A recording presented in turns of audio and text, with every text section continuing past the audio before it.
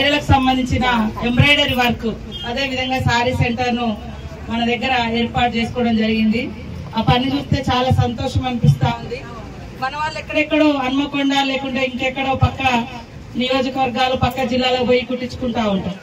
కానీ ఆ మిషన్ మనము లోన్ ద్వారా తీసుకున్నారు 3.5 లక్షలు. కానీ వడ్డీ మనమే ఇస్తున్నాం, ప్రభుత్వమే ఇస్తుంది, మీకేం వడ్డీ ₹1 కూడా పడదు. కానీ జాగ్రత్తగా కుట్టించుకొని వచ్చేటువంటి ఆదాయంతో ఇట్లాంటి ఇంకా ఎన్నో పెట్టుకోవచ్చు.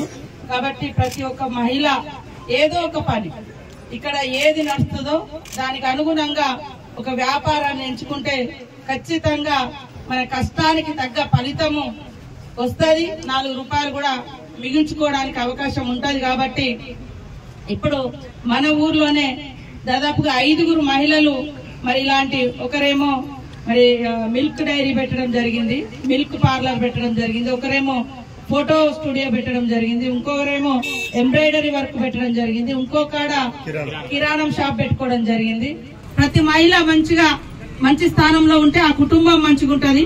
అట్లాంటి 100 కుటుంబాలుంటే ఆ ఊరు బాగుపడుతుంది, ఆ ఊరు బాగుంటే ఆ సమాజం బాగుంటుంది. అందుకనే సీఎం గారు రేవంత్ రెడ్డి గారు ప్రతి సందర్భంలో ఇది మహిళలకు ఇద్దాం, ఇది మహిళలకు ఇద్దాం, ఇది మహిళలకు ఇద్దాం అని అంటాడు.